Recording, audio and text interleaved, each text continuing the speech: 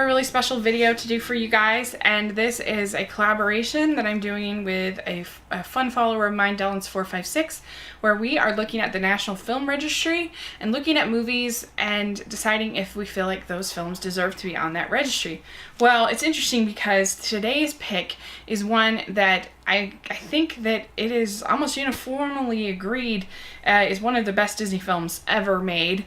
I'm sure there's someone out there who doesn't like it, but nobody that I know. And it's interesting because this week I'm talking in my Disney Canon review talking about Beauty and the Beast, and I think that that's also in that discussion. So today we're talking about Mary Poppins, and this was released in 1964. It is based on the P.L. Travers novel. Of course, we get some of the backstory in Saving Mr. Banks. I understand that that's not entirely accurate, but I think that you get to see a lot of the passion that Walt Disney had for this project. And Walt Disney actually died in 1966, so it was one of his last big projects that he really spearheaded. This was his thing, and I think you can really see why. This was a promise that he made to his daughters that he would make this movie, and it's really kind of touching that this is one of the last things that he would do. And it's just it's so hard to talk about these great films because there's just so much to talk about that's great, that where do you even begin? Of course, you have the amazing cast with Mary Poppins. You have Julie Andrews, Academy Award winning performance. It's really interesting because she was up against, it was the same year as My Fair Lady, and Audrey Hepburn, of course, got the role of Eliza Doolittle that had been Julie Andrews' debut role on Broadway. So a lot of people were really upset that Audrey Hepburn would get the role when she didn't even sing in the movie. And here Julie Andrews ended up getting Mary Poppins. So I guess it all turned out for the best. Audrey Hepburn wasn't even nominated for Best Actress for My Fair Lady, even though the film ended up winning Best Picture. And so Mary Poppins ended up being the big win for Julie Andrews instead of My Fair Lady. And then you have, of course, you have Dick Van Dyke as Bert, and I love Bert because he has a different job every time you see him. He's so funny. He's so different, I think. Of course, people complain about the accent, but I don't really care about that much. And you can tell that he kind of has a crush on Mary Poppins, and you can tell that she really doesn't care that much. She's going to kind of use him for his usefulness however she can. And I kind of like that about her. They don't make her too sticky sweet. They don't make her too maudlin. She could have been way worse as far as that regard. And of course, you have David Tomlinson as the father, and he is great in this role. He is so real. You really feel like this is a man who could have just been a big baddie, but there's a nuance to his performance that he's really trying to lead a good life. He sings in The Life I Lead at the beginning that he believes in honor, he believes in discipline, he believes in hard work. Those are the sovereign, the liege. I treat my subjects, servants, children, wife, with a firm but gentle hand. Noblesse oblige. It's 6:03, and the heirs to my dominion are scrubbed and tubbed and adequately fed. And so I'll pat them on the head and send them off to bed. Ah, lordly is the life I lead. Winifred, where are the children? Good things. And that's a real message of Mary Poppins, is that good things can become bad things if we're not careful. And I really like that message throughout. You know, you see both, particularly in the parents, you see that the work has become a bad thing in that it's hurting his family, but also in the mother, because she sings Sister Suffragette. She's really into the suffragette movement. That's a good thing, but it has become a bad thing because it is hurting her raising her family. So that's really, and you just makes sense when you get to the whole sort of ending of the movie is all about let's go fly a kite, let's spend time together. And so that is the reward for everything that Mary Poppins teaches them. Of course, there's tons of fun mixed in with all of that heart. You have great musical sequences and like a spoonful of sugar. And I like the fact that you've got the fact that Mary Poppins is still making the kids clean. She's still demanding sort of order. It's not like she's for total anarchy, like Cat in the Hat or something like that, where it's like, let's play, let's go crazy. Because the kids, of course, write this advertisement of what they want in a nanny, and it goes up the chimney, and then they get Mary Poppins in a response. And she still is requiring pretty much everything that the father is requiring, but she's putting it all sort of in its place and in its sort of perspective. That yes, fun is good. In my church, we talk about wholesome recreation is encouraged, and that's a good thing.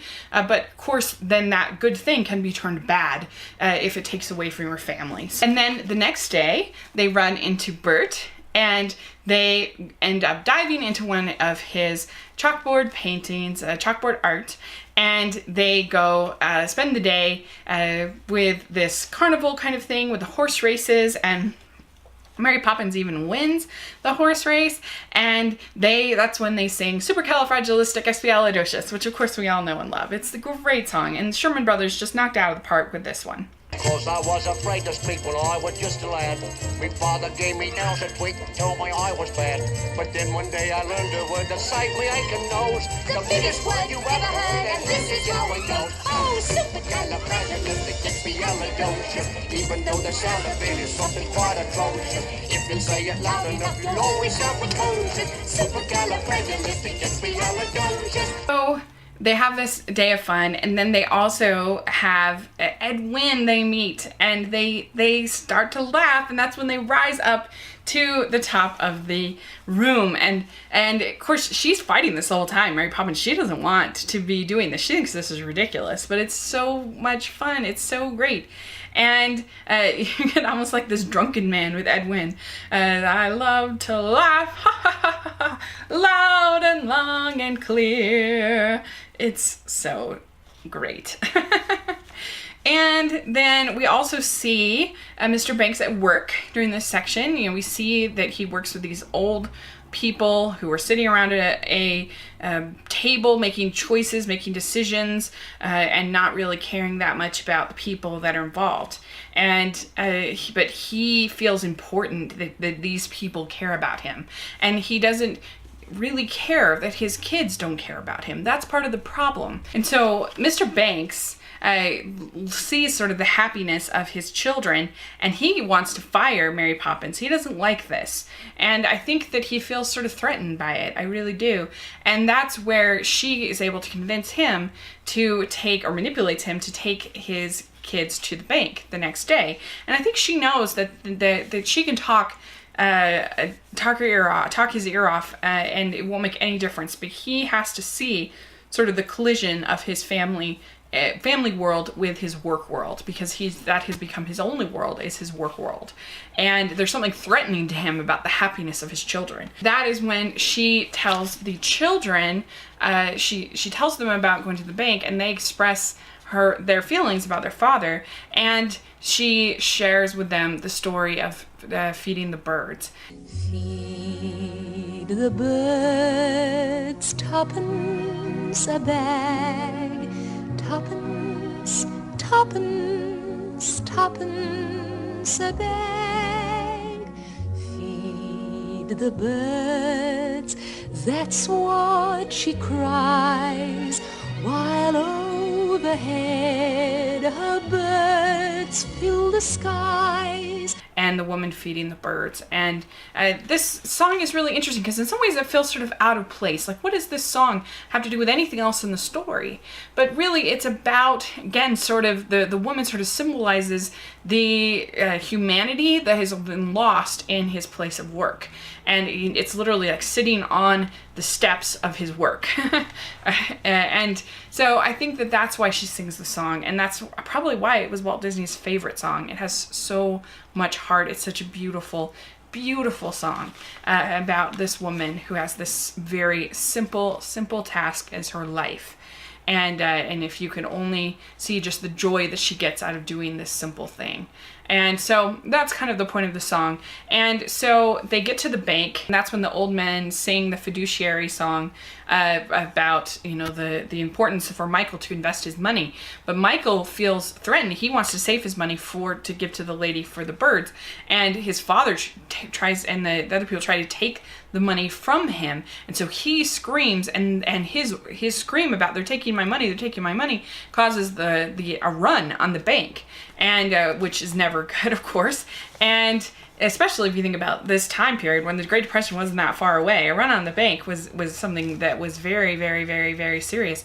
And so then, of course, they're very upset with Mr. Banks. And so he has seen his work world and his family world collide in this way. And he's just devastated. His whole life has been this work. But it's really not where his life should be. A man has dreams of walking with giants, to carve his niche in the edifice of time. Before the mortar of his zeal has a chance to congeal. The cup is dashed from his lips, the flame is snuffed a burning. He's brought to wreck and ruin in his prime. So you get this time that he's sort of pondering this about his life. But in between that, we get some joy. We get Bert and the whole cast up on top of the, he's a chimney sweep, and he's singing about Step in Time, and chim chimmery, chim chimmery, chim chim chiroo, a sweep is as lucky can do. This is another Academy Award winning song, and the Step in Time dance sequence that's after that is incredible, amazing. Now as the ladder of life has been strung, you might think a sweep's on the bottommost rung. Though I spends me time in the ashes and smoke, in this all wide world there's no happier bloke. Chim chimney, chim chimney, chim chim chiree, a sweep is as lucky can be. Chim chimney, chim chimney, chim chim chiroo. Good luck wherever when I shake hands with you. And so you get all this joy, and also you get a little bit of a lesson from Bert to Mr. Banks about life.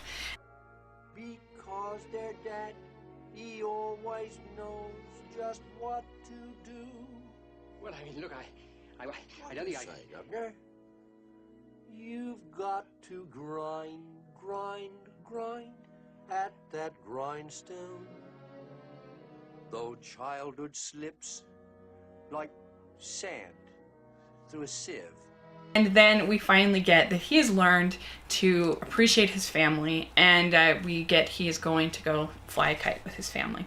And that's when it's time for Mary Poppins to leave. So it's just a perfect movie. I love it. I mean, of course it belongs to the National Film Archives. It should have been one of the first ones to be entered in the National Film Archives. It's perfectly paced. The animated sequences are so much fun. You get so many different emotions, but it still has that core sort of idea behind it, which makes it feel more important, I think, than it probably has any right to. It's got incredible performances all around the world. It's got incredible songs. It's just everything that you could want in a movie. I can't imagine not liking this film. It doesn't have any bad messages to kids. It teaches them to be independent and speak their mind, but it's not too independent. It's not too, so people have issues with someone like an Ariel. These are kids that do speak their mind. They do suggest things. They do want different things from their parents, but they're not too ornery and too rebellious. So if you like that middle ground, this is a great one. Everything from, you've got the great captain who's on top of the firing cannons next door, which is just really random, and there's all other random scenes that don't really make sense, but they're so much fun. And so yeah, I just love it. I think it is near perfection. So yes, this one belongs in the National Archives for sure. So what do you think of Mary Poppins? Is it a favorite of yours? It certainly gets an A+ for me, but put in the comments section, what's some of your favorite songs from it? What parts do you like? What characters do you like? And thanks so much. Please subscribe to my channel, and I'll talk to you later. Bye.